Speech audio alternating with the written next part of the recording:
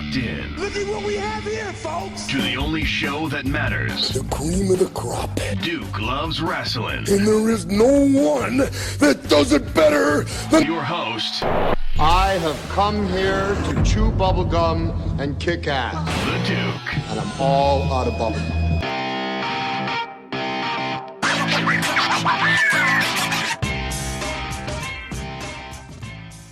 Welcome back to the Duke Loves Rasslin podcast, the show about pro wrestling and everything else. And let me tell you something, folks. We are going to take ourselves out of 2020 with the biggest bang possible because I have on the line, okay, this was a tough interview to get, very busy, a big timer here in her own right. I have on the line the brand new Mission Pro Wrestling World Champion. We're talking about none other than Rosa Negra. How are you, Rosa? Thank you. How are ya, Duke? Thank you for inviting me to the interview. It is an absolute pleasure and an honor to have you on the Duke Loves Wrestling podcast. And I see here that you've brought along your advocate, your manager, your spokesperson here. Yes. Talk to me about this guy right here, Mr. Albert A.C. Smooth. What's going on there, Albert? What's going on? Again, my name is Albert A.C. Smooth. It's an absolute privilege to be here. I happily and consider it sincere privilege to be able to represent one of the greatest professional wrestlers on the planet. This young lady has been through hell and back and is now getting the recognition that she deserves. Duke, I just want to send some love to your podcast. I was listening to it. You are a phenomenal interviewer. And again, it is a true privilege to be here with you and Rosa Negra. I appreciate the kind words there, Albert, and your check is in the mail because Times are hard, man. Times are hard. La Rosa, congratulations on winning the Mission Pro Wrestling World Championship. Talk to me about that. How does it feel to win such a prestigious honor? Whoa. That feel phenomenal, feel awesome, feel like a far away of this planet, though. Right now, for me, it's an honor having this championship in my waist. Mission Pro Wrestling is going to have La Rosa Negra for a long time. And I know the fans will like it. So check it out in Mission Pro Wrestling. Guys, please go ahead. Check it out in Mission Pro Wrestling. What's going on with La Rosa Negra and the other girls. That's right. And I got to tell you, one of the things I really appreciate about you, La Rosa, and Albert, you can back me up on this one. It's really interesting to watch you come to the ring because you have so much energy. There's so much excitement. You're dancing. You're having a good time. But then when the bell rings, you're vicious in there. You're just beating the hell out of whoever's in the ring with you. So talk to me about that. What's up with these two sides here? And I'm going to ask Albert in a second, too, if he's felt those two sides personally. Es que eso me hace sentir como una energía, tú sabes, bien intensa. So she's basically saying that when the music hits, there is an energy that is so intense, and that's how she expresses it. Exactly. And when I'm really go to the, on the way to the ring, Duke, I'm thinking like, okay, so this is the time. And then the dance is like a warm-up, like the warm-up. It's like when I get, ¿cómo se dice that passion back before going to the ring, thinking in my opponent, thinking in my movement, thinking what I'm going to kick her ass, thinking everything, thinking, if she's doing this, if she's doing that, damn it, and thinking about the victory. That's the first thing. It's like, you need to win. During my dancing and my twerking, when I'm twerking, it's like, need to win, So when I get in the ring, and the ring bell sound is a big transformation to a serious spot, okay? Because that is the time to figure out what to do to get that victory with you. So, y ahí es cuando yo me transformo y viene esa Black Rose a partir cara. I'll kind of explain that from my perspective, and just as a wrestling fan, just to give an idea from the fans' perspective, La Rosa Negra, she uses her dance as most professional wrestlers do. That's the first thing that the fans get to see. That's the first moment that you're exposed to this professional wrestler. So she takes full advantage. She creates an entire performance in her mind. Yes. she's basically attacking the professional wrestler that she's going to be facing before even getting to the ring. Of So course. there is a serious transformation because La Rosa Negra loves the fans and respects the fans, and they love her as well. So it's a connection between her and them as well, at least from what I see. And then once If they that don't bell like rings, it, I don't care. Also, tell that shit too. I'm coming to Wow. work. You hear that? If you don't like it, she don't care. And I just want to point something out, folks. This is an audio show, but La Rosa Negra is over there dancing, and Albert is just shaking his head because he knows, she's getting loose. So she might actually beat him up at the end of this interview. You Of never course. know. Let's hope not. Hopefully it's Let's not hope me. You not. know he would I get got things to fired. do. That's right. When you get fired.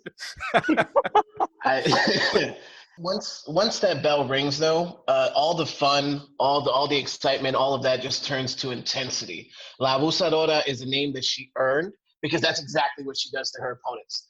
The minute the bell rings, it's abuse until that bell rings again and her hand is raised.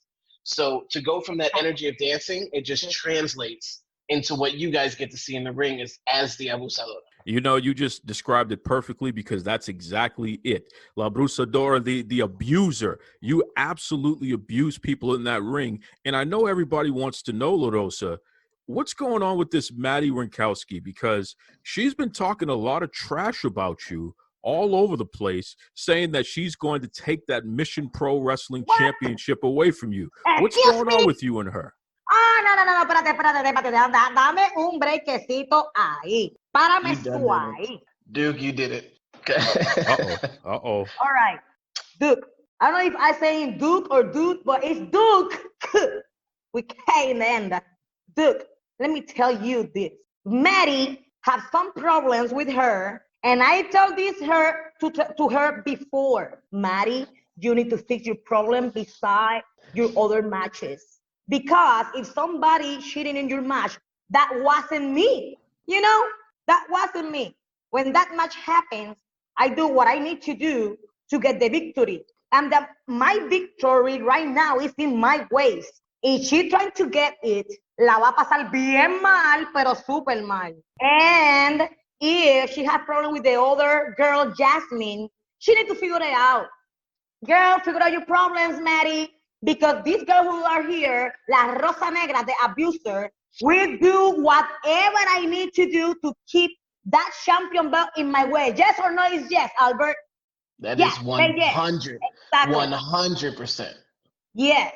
And if she want to challenge me again, Duke, for that reason I'm here and I'm the champion. I'm no fear about nobody here. And if she want to challenge me, for that reason I got the belt.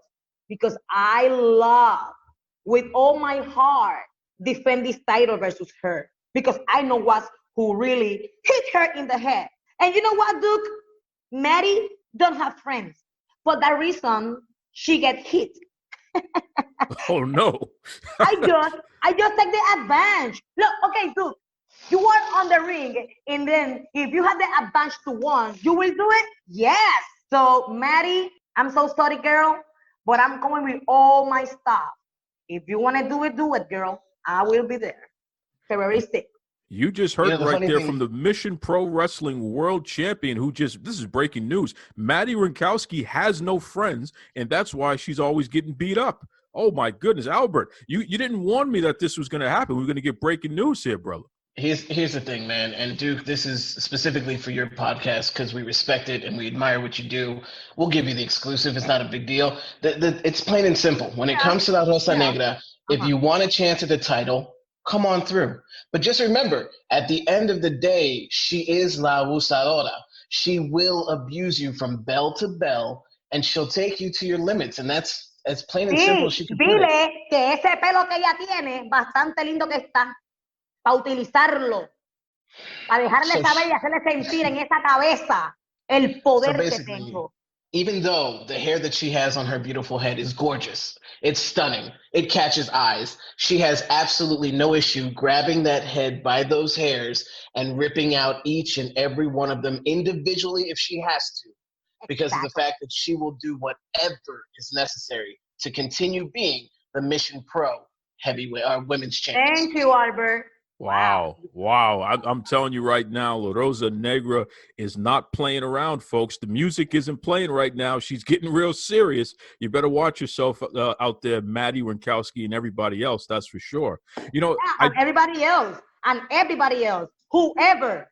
Duke, I'm ready for whoever.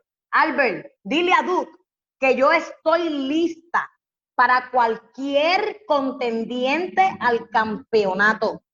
Que yo estoy completamente segura a lo que yo voy, a Misión Pro Wrestling. Duke, it's plain and simple. What she just explained is that she will take on any and all contenders. This isn't going to be a champion who hides. This is not going to be a champion that's going to be hard to find.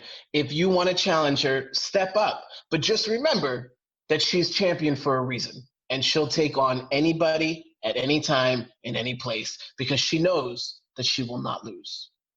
You know, I will say this. I've been following your career for a while, LaRosa. And, you know, Albert, you can back me up on this. Please. You have a fantastic reputation for being somebody who will be respected. And if you're disrespected, you will deal with the problem right then and there. Yes.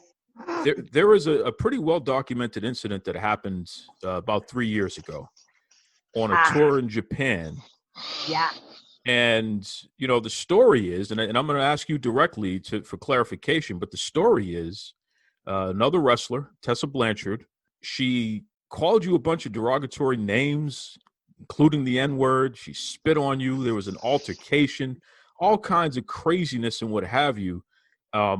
Yeah. And, you know, since then, she's claimed that it's not true and it's all made up and all this crap. So I'm going to ask you directly once and for all here, Rosa Negra, and we have Albert here as our witness. We have our listeners as our witness. Did these things happen to you? Did Tessa Blanchard call you derogatory names and spit on you? What the hell happened? Mira, eso es verdad. La historia que se dijo en Twitter es real, Albert. So the story that you guys have read on Twitter, all of that is 100% true. 100% true. Okay, first of all, and I don't know why she does that. I didn't have problem with her before this accident happens. Not like that, you know, no. She was a person who really do not control herself when she acting like ignorante, como una niña, you know. Very ignorant and childish. Yes, so when she spit my face, before she insult me and told me N-words and more stuff, because not was just the N-word. Also, you know what? The problem wasn't like she spit my face or whatever word she told me. The problem here was like in 2017, April, ella quitó un plato de comida de un hogar, you know, like she took the plate. She took a plate of food away from somebody. You know, and that is not fair because we went to Japan for experience for some reason, you know, and in my way, I went to Japan to demonstrate them. I can do a lot of stuff because I have a lot of talent to show them, you know. Japan was my dream. I was living my dream. And she really lo descabronó. What I'm saying, like she. So basically, what she's saying is she took the plate of food from her in the sense that she took that opportunity, she took that chance. And in the world of professional wrestling, Duke, you probably already know this, but in the world of professional wrestling, if a wrestler can't wrestle, they can't feed their own families. So to take that opportunity away from her, it's basically taking a plate of food right from her mouth. Yeah, and the form, like she took it, was intense. Because not just with me, she got a bad attitude, she got too many ego, and the first thing, like, I really make me laugh in that moment is like, before say that, we live in like 5 girls, because esto no sucedió en un show, esto sucedió en el apartamento. So this didn't actually happen at a show. This actually happened at the apartment that the company was actually paying for and giving them to live in. I just telling you that because some people by messenger, my messengers just tell me weird shit, and this not happen in a show, guys. That happened in a real life, in a real apartment when we stay in. I don't need to lie about something like that. I don't need to take advantage of this, because that is not a good situation for take advantage for nothing. And when somebody says something about this situation this year, I think that was January or March. I don't remember when this came out, but I know what this year in the beginning, she still denied it. So when she still denied it, that is the point where I'm saying, like, I never talk about it, but yo quiero ahora hacerlo. You know? Yeah, it's one of those things where that was the straw that broke the camel's back, I guess you could say, is the fact that there's no acknowledgement, there's no apology. It happened. Regardless of what everybody thinks or what everybody says, this instance happened. And the fact that she's not acknowledging it, that's why Rosa's broken her silence on the incident in general. She's not looking for fame. Rosa's not looking for a payday. She's not looking for anything, because there's really no advantage in this. So it was a bad situation. But what La Rosa Negra is looking for here is just an acknowledgement. That's all it is. At the end of the day, a simple, hey, this is what happened, I think would settle this beyond anything else. When the incident happened, some mutual friends of ours actually reached out to me because they knew this would be a safe place for you to come on and talk about it if you wanted to talk about it. And you and I, La Rosa, we actually spoke briefly about it, and you said to me directly, you said, you know what? I don't want to talk about it because I don't want to cause any problems. Yeah. I don't want to, you know what I mean? This is not a good situation. I just want to forget about it. I want to leave it alone. And that's exactly what you did for a number of years. So I can vouch for that. You were not trying to shop this around or sell it or benefit from it at all. Yeah. Just like when that thing's coming out, let me tell you, I receive a lot of text message with other wrestlers, like they felt what I feel in Japan. They felt what I felt in Japan because they, ¿cómo se dice? Ellos también fueron insultados por ella. The reason that she had so much support and people believing in La Rosa Negra is because they were also insulted by what happened. They were there, they witnessed it. They also felt what she felt, which basically gave her a lot of support in the locker room. But at the same time, it doesn't really help at the end of the day, you know? Yeah, but whatever. I just want to be in the shoes of these girls and talking about it and say, okay, look, whatever happened to me in 2017 in Japan, I was done with it after that night. Why? Because I did whatever I did to done it and to make her respect me. When she spit my face, I just, what do you think I did? You know, I will react. I think like almost the 85% of the people can react about it. And if I punch her face, was because she disrespect me completely and she crossed the line. And I can't let nobody spit my face like that.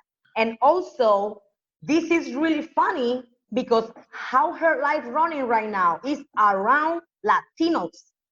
And I remember when I was speaking Spanish with this Mexican girl at the apartment, and she shut up us because we was speaking Spanish.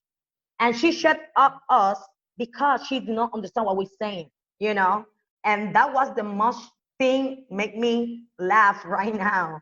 I want to know now why she did that thing in 2017, you know?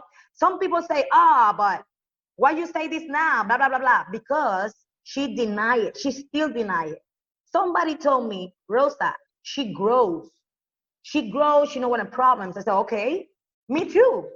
That's not what my fault if that things came out. That was her fault, her attitude, her shit, what she got. What happened with her? I don't know. What happened by her mind? I don't know. But she knows how she insulted me. She knows she spit my face. And she knows what she does before. Now, if she still denies it, it's because she doesn't grow yet. She needs more experience, you know, because people who really are, ¿cómo se dice? Maduro. Mature, yeah. Mature, yes. When somebody is mature, they really, you know, they really put the feet in the ground, you know what I mean? And they say, yes, I did, I'm sorry, or something, whatever, you know? But she is like, she still denied whatever she does. And about me and other girls and blah, blah, blah, you know, Albert. So Duke, I want to jump in here, and my purpose here was to help translate and to kind of help when she gets kind of passionate in her thoughts and things like that. But I also want to speak on her character because I have been in those locker rooms. I have seen the respect that they give this young lady, and you know, you said it earlier. She's not looking for a payday. She's not looking to sell this to the highest bidder as a story to get fame and all that fun stuff. At No. this moment in time, it's something that Rosa stands for through her entire career, and that's respect.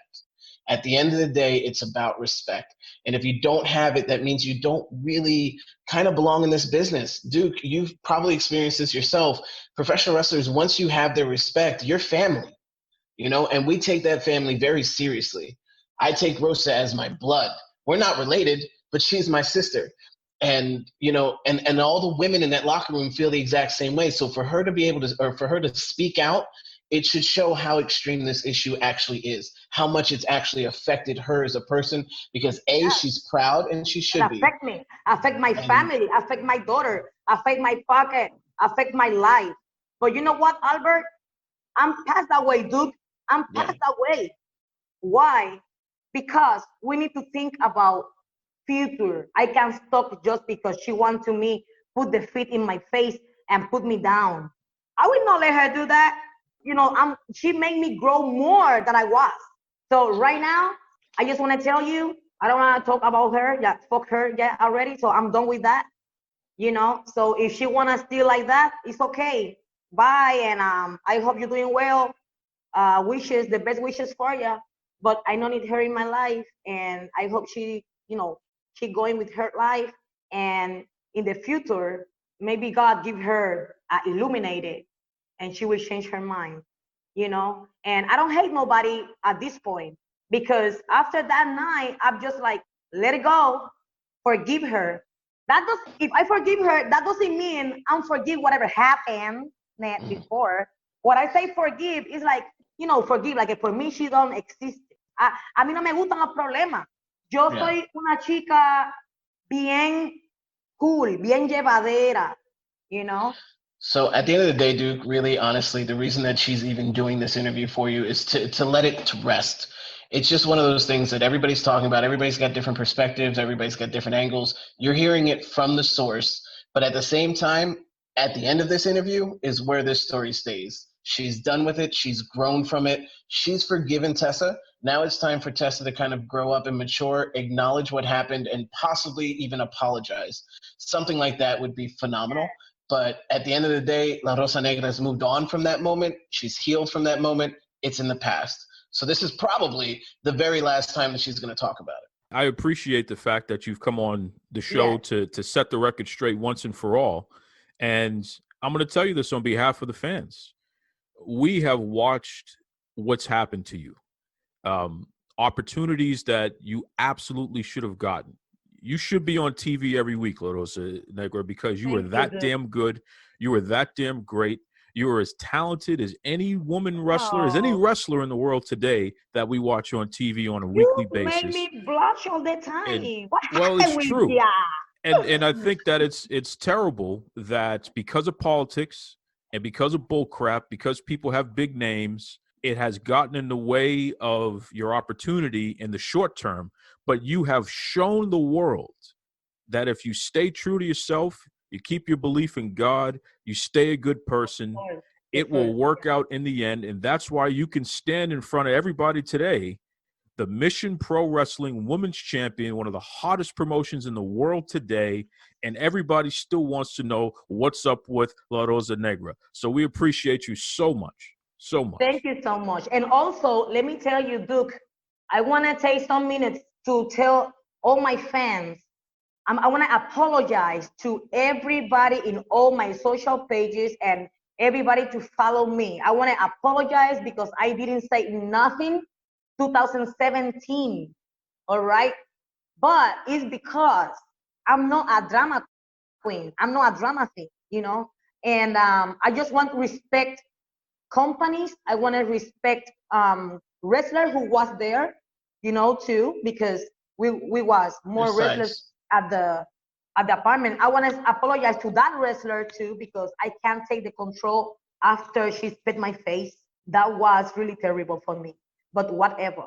I just want to apologize and because I say nothing, and I want to apologize to other wrestlers. Like I just be quiet for a long time, but that doesn't mean it because I doesn't care. That was mean like I was concerned. I was a little bit depressed about losing job, about losing, things what I need, like losing my passion for the business, But now nobody will stop me. Nothing situation like that or whatever situations happen. I learned just thinking in the solution, not thinking of the problem. You know what I mean? That what I'm doing all these 3 years. Like I was in Puerto Rico because I was in Puerto Rico after 2018. I'm here in Puerto Rico without wrestling. Just I'm a personal trainer.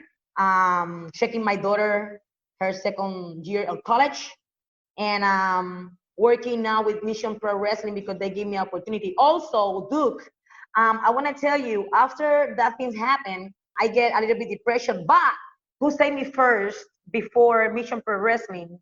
And I want to be clear, was this girl. She's a wrestler. Her name is Renee Michelle. You know Renee Michelle? Oh, yes, Renee Michelle. She's fantastic. She's fantastic. Yes, but you know what? Renee Michelle was the only one in that point. Like she called me and she asked me what I was doing. I was in Puerto Rico,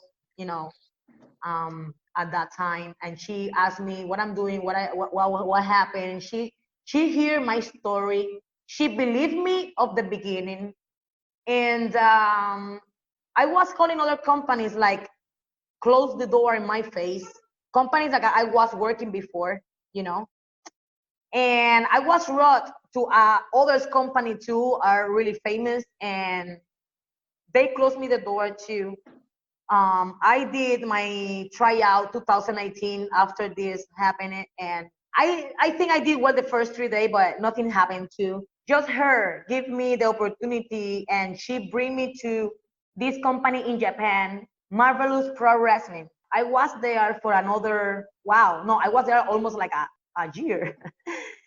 Renee Michelle, sometimes when I was like, in my days, I just call her because she gave me the opportunity. When she called me first, she told me like, Rosa, I'm for you 24 hours, 7 days of the week. And I was bother her, time to talk, because I don't have friends. Like I talk with Albert, he's my bestie. But sometimes when it's like woman team, we need woman team. Yeah. And she helped me a lot for Marvelous Pro Wrestling 2017 to 18. And I think that was awesome. Thank you for Chigusa Nagayo. Chigusa Nagayo is the owner of the company, and she's a great legend in Japan. So she got this faith on me, and she gave me that opportunity to be there and, to keep working on it, She was, espérate. ¿Cómo se dice? Chigusa Nagayo, ella hizo como una fundación para recolectar dinero. After they kicked my ass from Stardom, I was getting no money on my pocket because, I wasn't done my contract with Stardom, so they just pay me the days when I'm staying there. The rest of the contract like was canceled, so they just give me what? So they start a foundation for that. And I need to figure out what to do with it because before I'm going to Japan, I bring back the key of the owner, the apartment where I was living, because I'm supposed to be stay like a long, like almost like a year in Stardom company. And then I was selling my car, and remember Japan is a little bit expensive if we want to do more a part of wrestling. So we need to figure out how to maintain your shit, Yeah. So But you also have to have money. For that reason, they do the foundation because I had no money in my pocket, and I need to send my daughter money from Japan because I need to maintain her. I have a family. My daughter is my family, and I was passing like a struggle a little bit, but they helped me in that way. So to keep going, So that's the first thanks that I want to give to Renee Michelle and Marvelous Pro Wrestling after that things happened. So thank you so much for the support. And also now I want to say thank you to Mission Pro Wrestling to make this happen. Mission Pro Wrestling to call a Rosa Negra here to Puerto Rico and ask me if I want to be part of them. For me, it was an honor to be part of this movement of women pro wrestling in this business because this means a lot. Super important movement, what they want to do right now about, women's pro wrestling. We want to share more communication between us. We want to share more human feelings, because if not, we can't work together. We can do a great job on the ring if you and me have something felt up beside the fucking wrestling. And how? Tell me how we're going to work if we have shins between us. You know what I mean? So I think the promoters don't like drama. I think the promoters don't like people who bring them fucking problems. So I want to be outside of that, and I'm never like be fighting with my coworkers. I never like be fighting with nobody. I think I don't have no problem besides this problem before in my 17 years in this business. I think this that was the first and the last time I'm going to have something shit like that. Well, that is if nobody's going to spit my face again. No, they better not. They better not. Yeah. So that was the first and the last time that I got something, happened to me like that. I want to say thank you to that Thunder Rosa and Jazz, and also I want to say thank you to Thunder Rosa, to Jazz and Madusa. These three girls believe in my talent and believe what can I bring to the fanatics, and that made me feel really proud. During all these 17 years, never ever somebody tell me good things in my face. Never ever in these 17 years, girls like professional like them, professional like Madusa, professional like Jazz, they both was in WWE already, Hall of Famer, telling to you in your face, girl, you fucking awesome. You are this, you are that, and that made me feel amazing. You don't know how I felt when these girls, after my match with Lacey Ryan for the champion belt of Mission Pro Wrestling, that for me was a movie. When you are in the movie, like you feel that it's not real. I was dreaming, really. I was dreaming December 11. I was dreaming, but everything what happened was really cute for me. And the fanaticos, they jumping on, they start to clap, and I did not expect that reaction of them. I was really, wow, I want to cry, you know what I mean? At the same time, yes, bitches, get it, So was a lot of emotions at the same time. So what can I tell you? I'm passing good time right now. Thank you for everything. And wow, Duke, don't make me blush. Hey, Duke, if you don't mind, I just want to touch on that from another perspective, I guess you can say, just as a friend of La Rosa Negra, not a fan of wrestling, not of any of that nonsense, but it's more so as a friend of hers. When the incident happened up until this moment, there's been a change from night to day. When you talk about somebody who's passionate about professional wrestling, there is absolutely nobody on this planet more passionate than La Rosa Negra. There's nobody. I dare you to find them, bring them to me. It's not going to happen. And at the end of the day, I don't want the fans to think that this is a sob story. I don't want the fans to think that she's reaching out for sympathy. She just wants to show the world that if you believe in something, if you chase in something, you will get it. It doesn't matter what happens. Yeah. And if I can, I really haven't had too much interaction with Mission Pro Wrestling, but if I can thank them as a friend of La Rosa Negra to see her in this spotlight, it's not only well-deserved, it should have happened years ago. And Mission Pro Wrestling, thank you so much for giving her that opportunity. Yes. Also, thank you all that woman wrestler who wrote me and told me, girl, I got your back up. Was a lot of wrestlers who really sent to me message, what this happened this year. So thank you so much to all of them. Folks, if you want to follow La Rosa Negra on social media, whether we're talking Instagram or Twitter, it's La Busadora. LABUSADORA. You can find out when all of her next events are coming up. You can see some really cool photos and dancing. Hell yes. Dancing. Yes, and you know what? Share it with your friends too, because I That's want to right. have more than 10 followers, more than 20, more than 30,000 followers. And I have right now just 3. So go ahead Yes. and follow me, share it, start to be my friend now and forward. Thank you so much. And now you're going to see in forward how La Rosa Negra kick ass, keep the champion belt in my waist, all right?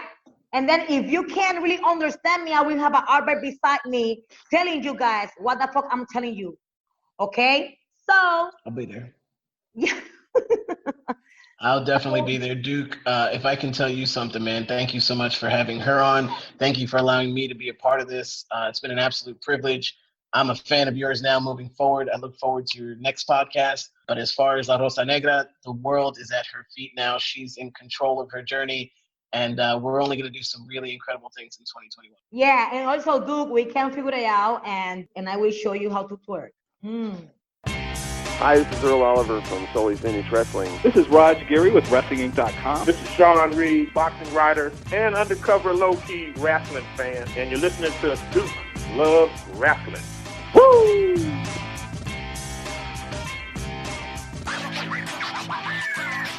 You know, folks, there's no way I could do the final episode of Duke Loves Wrestling in 2020 without bringing on one of our favorite guests, literally a great friend of the show and a guy that keeps me in line, all right? If I step out of line, Luca Brasi sleeps with the fishies, so I got to be careful here.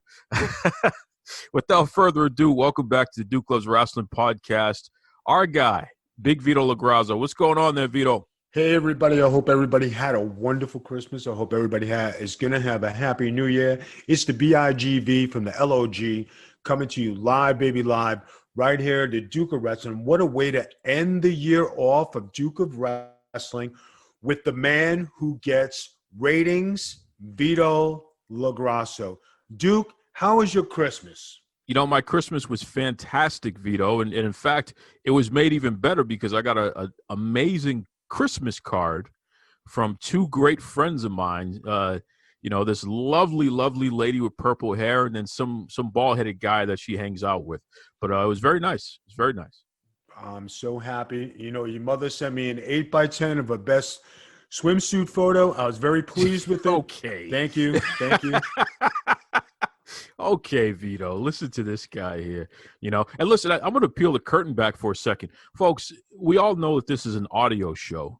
But, of course, Big Vito LoGrasso, he calls in. He's got his video on. He's wearing his fancy $10,000 robe. His eyebrows are perfectly plucked. I mean, what's going on with this guy? He's moisturized. His head is glistening. I mean, come on, Vito. What's going on here? Listen, when you live that Versace lifestyle, you got to, you represent. And I wore my silk Versace robe. You said video. I didn't know I pressed the wrong button, because I have so many things here on the desk, in my luxurious office that I figured, let me give you a thrill. Let you see the BIGV from the LOG and his lifestyle, compliments of the country club. But, hey, he turned it off right away, people, because I had a feeling his mom was in the room or his wife was there, and he wants to keep things in check. I understand it. This guy, you know what? There's nothing too big for the champion of Nepal.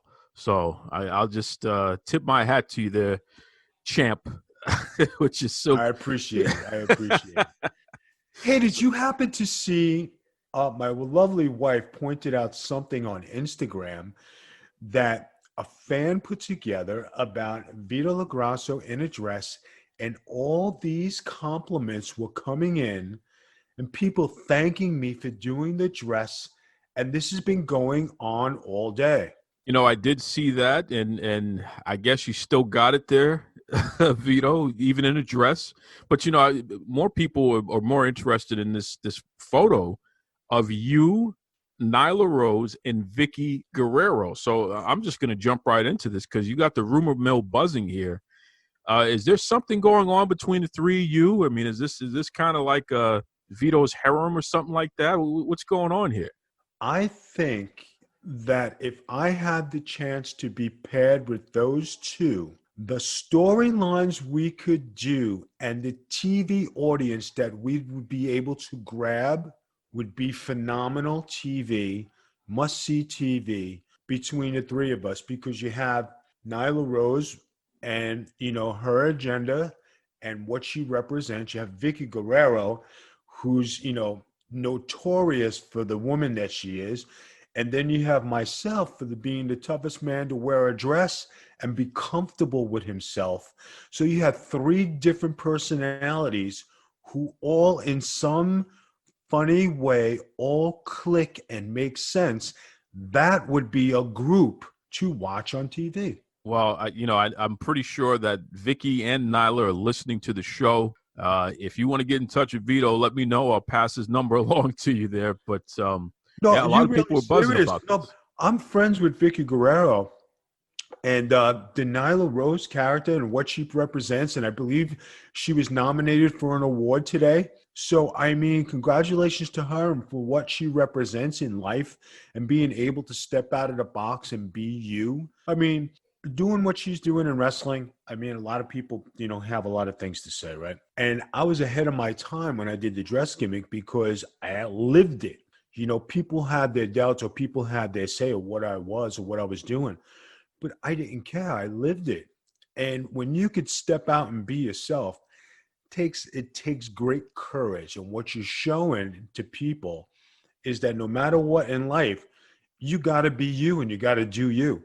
Vickie Guerrero, as the character and the person that she is in life and the character she portrays on TV, whether she comes out in a swimsuit or she goes behind the scenes, she's a beautiful person all the way through, in and out.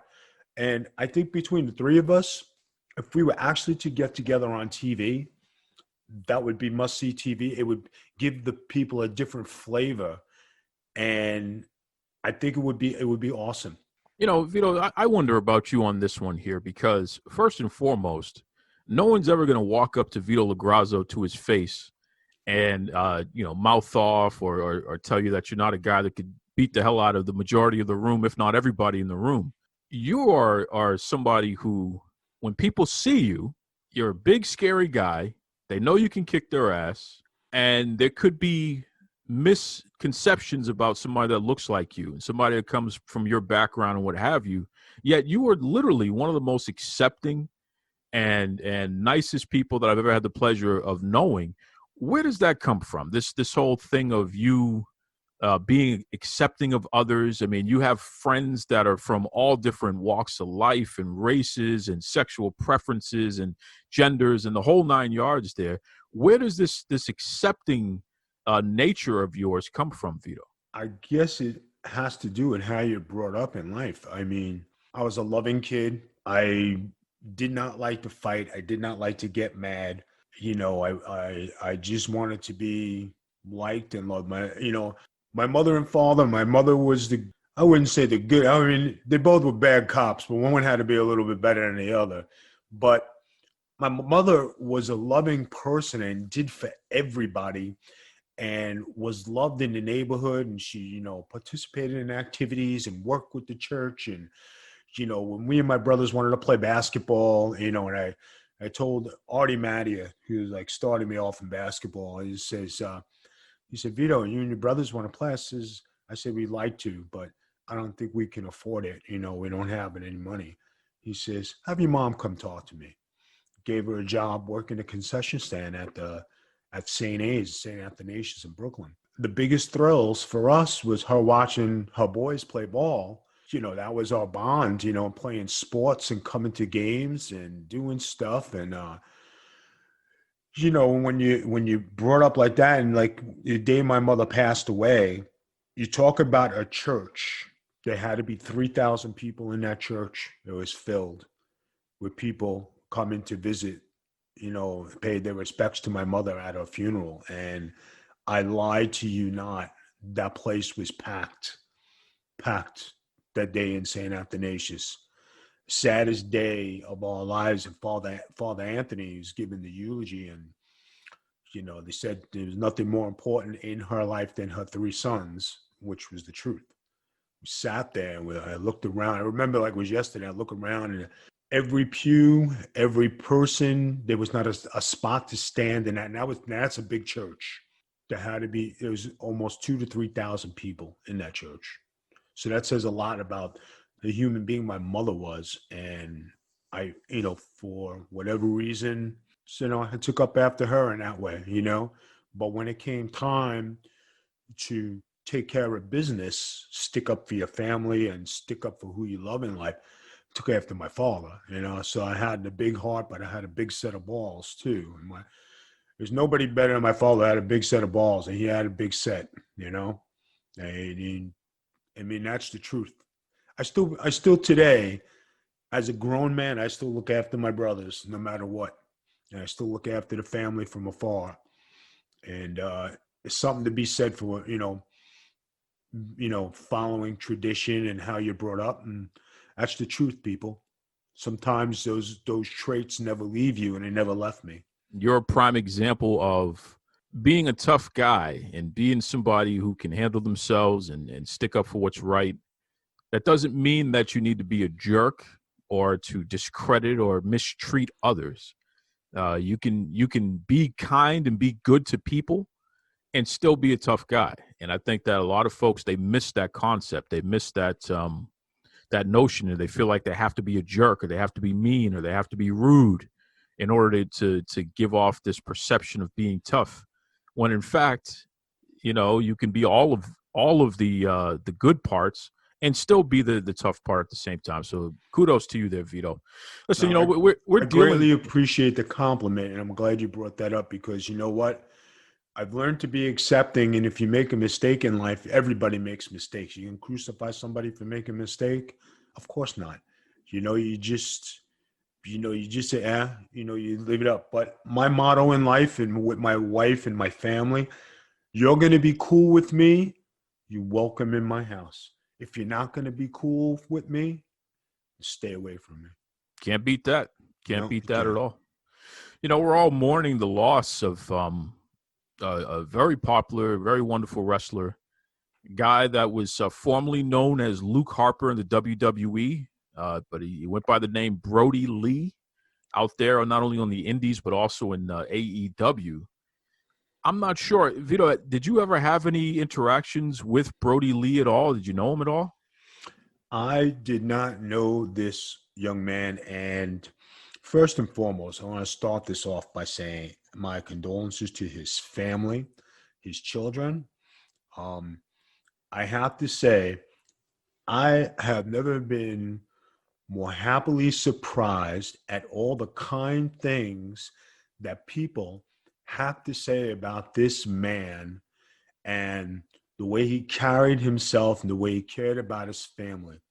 Talk about upbringing, and talk about being somebody who's in the wrestling business, and you have to be tough, and you have to be this, and you have to be that.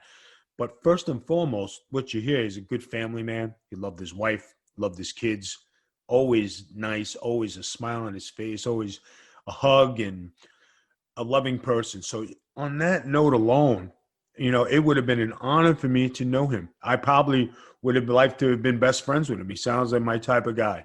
Definitely sounds like your type of guy. And he's an East Coast guy. He probably grew up not too far from you in that sense there. So, yeah, I'm sure. In fact, I think he had like a New Jersey accent, if you ever heard him speak outside of wrestling there, which is kind of interesting. But Vito, I wonder about this. As you said, we see the outpouring of love and support from the entire wrestling community, wrestlers and promoters and fans all alike, which is just wonderful to see. We do also see coverage in which there's some speculation and some questions regarding exactly what happened here that caused this seemingly healthy 41-year-old athlete, not just a man, not just a regular athlete, but somebody whose job primarily is to be in top cardio shape, to be on TV week in and week out. For this person to just suddenly die of lung complications, as listed by his wife, who went out of her way to say that it was non-COVID related. It does make people wonder, okay, well, how is that possible? So my question to you here, Vito, from the beginning, because you're a guy, you're in the wrestling fraternity, you've been in the business over 20 years, like 30 years, and you're a guy that lives down there in Florida as well, so you're pretty close to the action from a general standpoint. Is it too soon to start asking questions about what the hell really happened here with this poor guy? Well, I'm going to give an opinion, and this is done as a journalist and analyst. And I saw this was reported by Dave Meltzer, who usually everybody gets on top of because he gives false information. But Duke actually followed through with this and looked at this. If I'm not correct, Duke, and you checked it out for yourself, am I right? That he was in the hospital for 2 months. Yeah, that shaked out. That's true. Okay. 2 months in the hospital with lung complications. We are going through a rough time with COVID-19. Now, this is respecting his wife and her wishes. This is not going against her code or saying anything derogatory to their family. Talking about this as a sports journalist and analyst and a person who follows wrestling. We live in Florida. I live in Florida, and the COVID numbers are sky high here. Since day one, they have not shut down the state of Florida. It became essential for wrestling after a $17 or $18 million donation by the McMahons to the Trump administration for wrestling to be essential. Were all the protocols followed at the WWE? Well, we've come to find that there wasn't, and people got sick of COVID. This, in turn, gave the AEW a chance to run its business. Now, they had the opportunity to practice safe COVID measures. We didn't get the TikTok videos of Nia Jax with no mask and her doing her TikTok, so we knew they weren't following protocol. We never seen that at AEW, which was awesome. They did their best to protect their wrestlers from what I understand, and they do follow the protocol as best to their capabilities as possible. But as you see in sports, as in football, listen, we lost all 4 of our quarterbacks. We don't have no wide receivers. Listen, the game has got to be played. Go find somebody to play these things. They knock people out of the box and they put them on the shelf. Basketball, they put them in a bubble. If you're out partying like James Harden and you go to strip clubs, no mask, he still has the ramifications that he's dealing with because of this. It's a very serious thing. COVID-19 has affected a lot of people in hospitals and assisted living. It's a very real thing. Many people have passed away from it with complications from breathing and other things. The fact that this young man passed away and he had lung issues, you can only speculate without getting an affirmative yes, it was, that it had something to do with being around people at the facility at AEW, because he was a 100% on hands, full-time wrestler around a bunch of other individuals, which you don't know where they were going or who they were in contact with because it's impossible to keep track of. But you'd say that they followed the protocol. We don't know. So you take hindsight. Now, nobody ever said he had a lung issue while he was in the WWE. Nobody ever said there was even a rumor that he had lung cancer, which I doubt, like he had it in WWE because nobody reported he was sick. Then he comes to AEW, which is nothing against AEW, because I will say this. Tony Khan did the greatest thing by letting the fans know on Twitter that he had passed, I am sure that he is stuck by that family, and AEW family took care of this man's family and did the right thing. And they did it in an honorable way. Kudos to the AEW family for protecting this man and his privacy. I stress that very highly, privacy, because your private life is your private life, and people like to assume things. They like to take pictures of you and mock you. There's no privacy when you're a professional athlete. Everybody thinks it's a fun and a ha-ha when it can be detrimental to your career, let alone your health. Now, speculation. When Dave Meltzer posted this and I seen it, I was like, wow, he was in a hospital for 2 months. How sad. Because here's a guy bigger than life. He's doing his gimmick. He's got a great following. Everything's going good. And then you see this, okay, for this to come all of a sudden, especially during this time when we're trying to wear masks and protect ourselves, this happens. You could only assume, not me, but in perception terms, you assume. What do you think about that? You would say, good chance. His wife, who, like I said, much respect to her and their family for doing this the way they're doing it. And this is not to pry into their private lives. She said it wasn't due to COVID. Okay, take her at her word. That's not a problem. And I'm not going to say she's a liar or anything else, but that's not right. But from the outside looking in and looking at the big picture of a wrestling company and what we're going through and everything that's happening, you can only imagine what could be going on behind closed doors. And I'm being as diplomatic and as much of a gentleman speaking here, because this is tender, people. This is close to the heart. This is not anybody printing anything that would, make you look bad, right? You're only giving a roundabout way how to say this as politely, with as much condolence to their family and the AEW people and the WWE people who have been around this young man to protect his legacy. I would hope that there was something natural that happened and he did everything possible to protect himself before his passing. Now, Duke, am I saying this in the most professional way you probably could say it? People like to throw stones, but in this manner, it's like a 50-50 on what you do and whose toes do you step on. Duke, go ahead. let me hear you.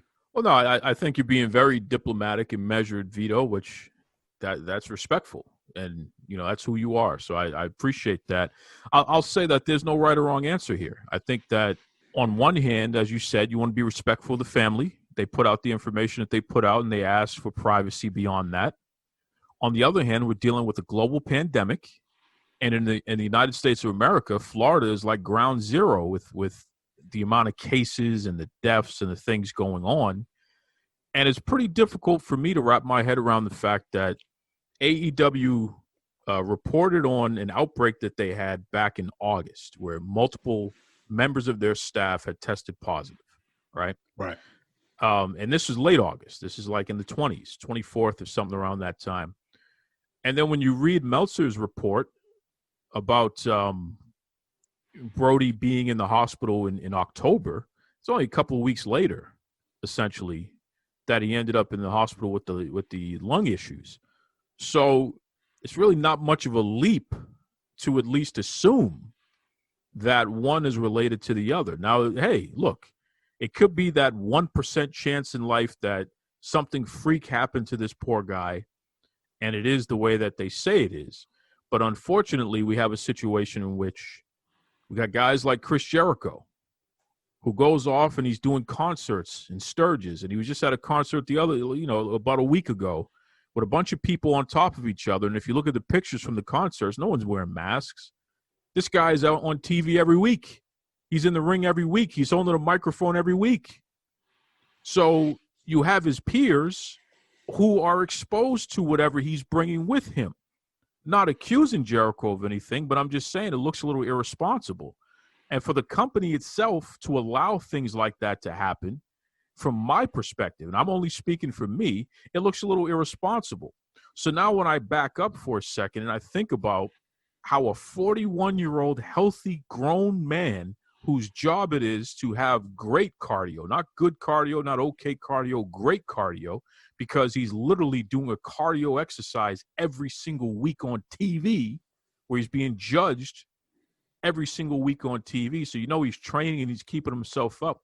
For a guy like that to just fall out over a lung issue, I have a hard time wrapping my head around it. I don't understand it. I don't know anything. I'm just trying to process. So I'm just putting that out there on a personal level that it's not adding up. And I think that it's okay to say that. And I know some people are going to have hurt feelings over me saying that out loud. And you're entitled to your feelings, and that's okay. But I'm going to say it again. It's not adding up. Well, the thing I'm looking at, right, and the thing that was also put out there is that they said to honor him, he won the belt from Kenny Omega.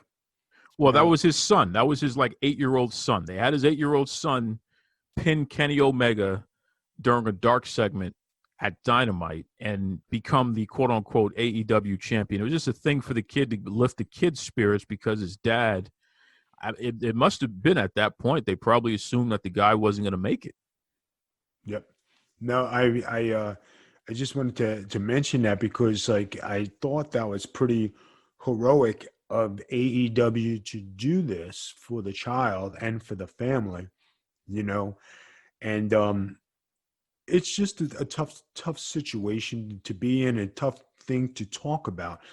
When we talk about concussions and we talk about head trauma and we talk about all this, do you know that there are guys on Facebook who are pro wrestlers who say they can't live no more and they've had it or thrown in the towel? And they say this on Facebook, guys. This is not a lie. And I hit these guys up and I let my wife know, hey, so-and-so is in trouble. I try to call them. I messaged them. And a lot of these guys I don't know personally, but I know of them because they were before my time and I didn't happen to cross paths, but they know me. And I look out for everybody and I say, hey, this guy's in trouble. Let's see if we can get a message to him. Or I think you see me put out something about an individual. Hey, you guys see this guy on Facebook? Everybody please hit him up. He's got bad thoughts, or I don't forget how I phrased it. Or, but I made everybody aware that, check up on him. And I've done that a few times. And, when you see this and you see the ongoing concussions and you see the trauma that it brings, there's even another guy who had a concussion who a year later is still throwing up, still having headaches, still spinning out. That's pretty serious. And when you get these concussions and it rocks you like this, there's no recovering from you. You're on shaky ground. Can't even walk straight, can't think straight, can't go to the bathroom. And if your stomach is always up in knots and your head is and you got to constantly dig down, what kind of life is that? That's not good. That's why the fight for health care and taking precautions and me getting angry when you see guys knocked out in a ring and the spots still keep going on infuriate me to no end. And when you see me get on a certain company or a wrestler, or when I call them all marks in the ring for constantly going through with the match and not giving a shit about their fellow man, that's what I'm talking about. Yeah, 100%, Vito. And look, you're a guy that's always been straight up about your feelings on all this stuff, and you make no bones about it. That's part of the reason why so many have worked so hard to try to silence you, because you're a guy that just speaks up. But when you do, it's always on behalf of the ladies and the gentlemen, the boys and the girls. It's never self-serving. It's always the greater population. So I appreciate you bringing that up. Just about some other things that you do to help others out there in general. Hey, Duke, we talked about the climax of your podcast, which is pretty popular, and you get run down quite a bit because of what you say and how you deliver things, right? Now, tell the people, are we, I know we're on a bunch of networks, like with your affiliate. How many people listen to this? It's quite a bit. It's quite a bit. It's quite a bit, and I appreciate everybody out there listening to the show and doing that, because let me tell you, especially when Vito comes on the show, the numbers go through the roof. No two ways about it. And you know what that makes it, guys? It makes it awareness. And when I'm on the show and people come on to listen, they're getting educated, they're getting entertained. It's not some BS kind of stuff where you have to listen to, where it's just 100% wrestling, where you're burying something.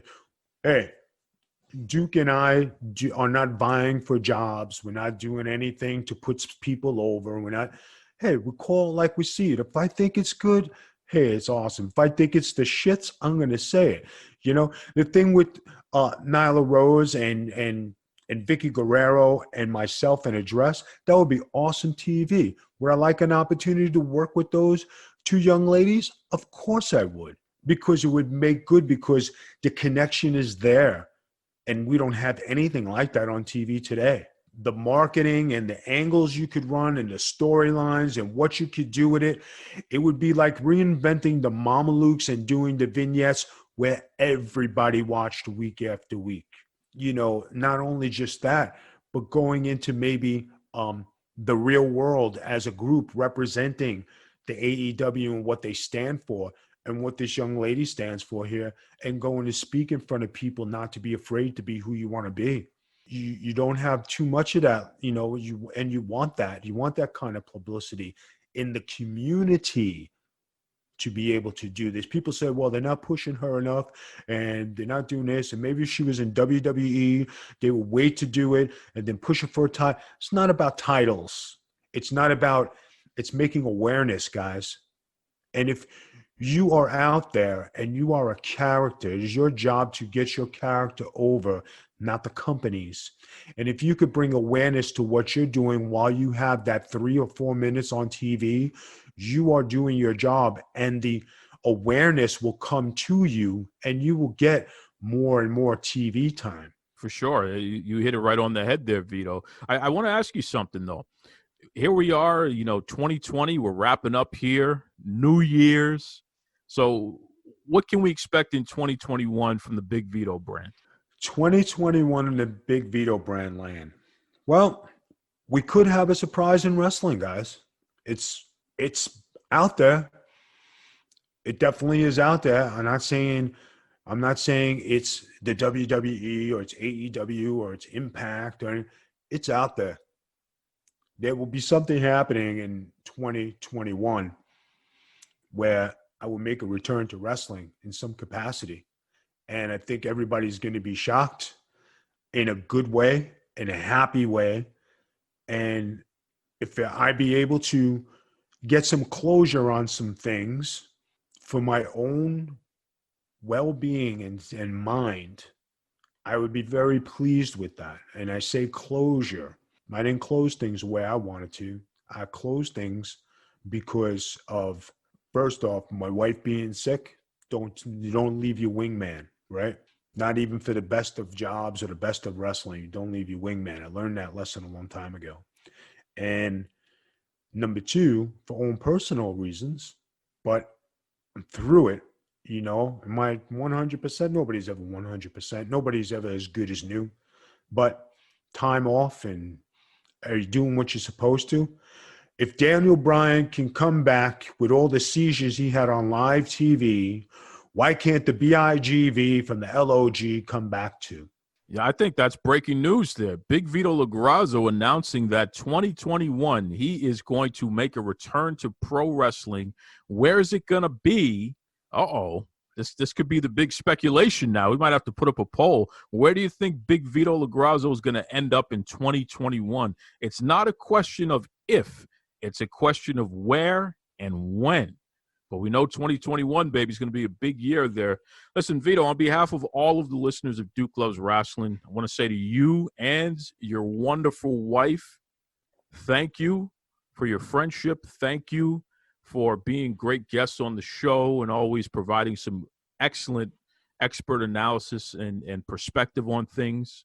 And you know, I'm going to remain on your good side here because I don't want any problems. But I am going to tell you again, I will give your wife a Harley race briefcase and tell her, take the money if you keep flirting with my mom. I'm just going to put that out there, Vito.